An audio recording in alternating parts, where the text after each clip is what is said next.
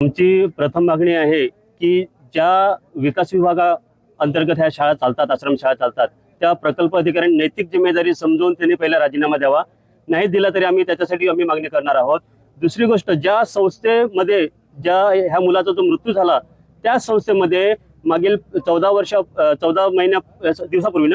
दिवसापूर्वी एका मुलीचा मृत्यू झाला होता आणि ही घटना घडून देखील फक्त दोघांना अधीक्षक आणि मुख्याध्यापक निलंबित केले, बाकी त्या संस्थेवरती कारवाई झाली नाही आणि म्हणून ही दुसरी घटना घडली. म्हणून ती जी संस्था आहे, संस्था चालक आहेत, त्यांच्यावरती ॲट्रॉसिटी अंतर्गत गुन्हा दाखल व्हायला पाहिजे, मनुष्यवधाचा गुन्हा दाखल व्हायला पाहिजे, ही आमची दुसरी महत्त्वाची मागणी आहे.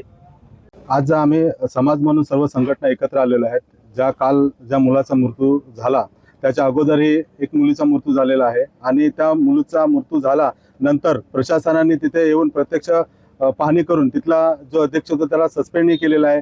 परंतु एवढ्या गोष्टी निदर्शनास आणून देखील काल एक मुलाचा परत मृत्यू झाला आणि मृत्यू झाल्यानंतर परत जेव्हा लोकांना ही संध्याकाळी बातमी झाली त्याच्यानंतर आमच्या कार्यकर्त्यांना लक्षात आलं, सर्व समाज बांधव म्हणून आज आम्ही सकाळी इथे आलो आणि आल्यानंतर इथे थोडंसं परत अधिकारी, तिथले कर्मचारी वगैरे सर्व आले, त्या शाळेमध्ये व्हिजिट दिली आणि व्हिजिट दिली असताना त्या शाळेतून परत 27 मुलं या सरकारी दवाखान्यामध्ये ॲडमिट केलेले आहेत.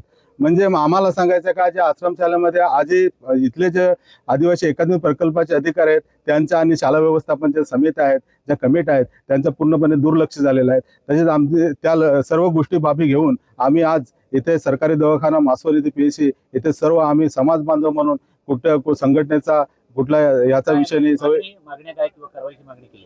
कारवाईची मागणी असे आहे की आम्ही आदिवासी एकात्मिक प्रकल्पाचा जो अधिकारी आहे त्याच्या नियंत्रणाखाली या सगळ्या गोष्टी असताना देखील त्यांनी दुर्लक्ष केलेलं आहे. त्याच्यावर त्वरित त्यांनी राजीनामा द्यावा आणि आमची मागणी राजीनामा देऊन त्याच्यावर कायदेशीर गुन्हा दाखल करण्यात यावा, ही आमची पहिली मागणी आहे.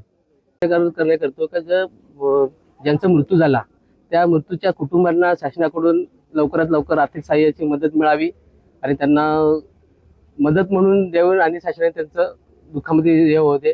आणि त्याच्यानंतर हे जर झालं नाही तर आम्ही इथे जे आता आंदोलन जे पुकारलेलं आहे, जिथपर्यंत ज्या दोषींवर कारवाई होत नाही तिथपर्यंत आम्ही इथून उठणार नाही.